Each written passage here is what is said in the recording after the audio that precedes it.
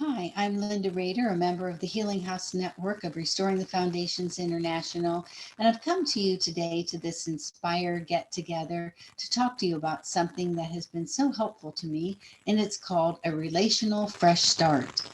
Is there a relationship in your life where you need a fresh start?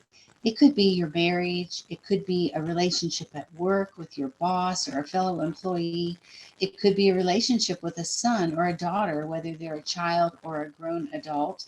It could be any relationship in your life where you're feeling some distance and you're looking for ways to grow closer again.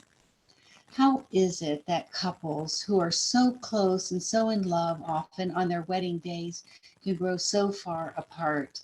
How is it that moms and dads with young, wonderful kids can come to that place in their life where they have teenagers and they're so far apart, lacking understanding and connection? How is it that good friends can suddenly become enemies or neighbors can become the target of our anger? There is an explanation for these things, and this is how it often happens. In any relationship, there are bound to be differences of opinion, sometimes emotional differences, or even conflicts. And if we don't have the skills to work them out, we often bury those feelings. And sometimes it even feels that they might be resolved and that things are back to normal. But our heart never forgets a hurt until it's healed. So if we pushed it down, we might not be mindful of it, but it's definitely impacting that relationship on an ongoing basis. When we've had enough disagreements and enough unsettled conflicts, that difference between us can grow to the point that it's a palpable wall. There's even a hardness in our hearts between us and the other person. And it can seem insurmountable, but it's not. It might not be easy, but there is a way to restore that relationship if the other person is willing. And what it takes is being the first one to say, I'm sorry, being the first one to ask forgiveness.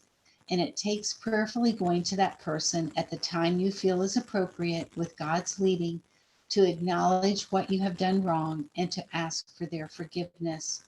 It's not going to go away on its own. And if the relationship is valuable, it's worth the effort to make it restored by having a fresh start. Sometimes when we go to someone and we ask their forgiveness, we're met with hardness. We're met with that wall that we can feel between us. But it's okay to go ahead and ask forgiveness and then to just pray and leave it with God and maybe even continue by going back again.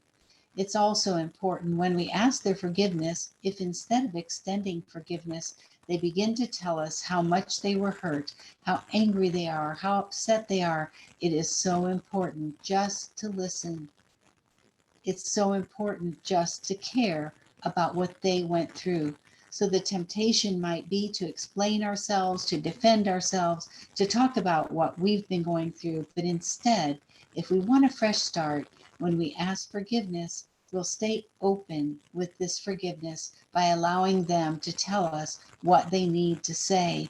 And sometimes that is the key to the turnaround. So I pray for you, if there's a relationship with you need where you need a fresh start, that God will lead you and that as you obediently follow the things he gives you to do, I pray with all my heart that you'll begin to see that turnaround and have hope again. So go out there and find some places to make a fresh start.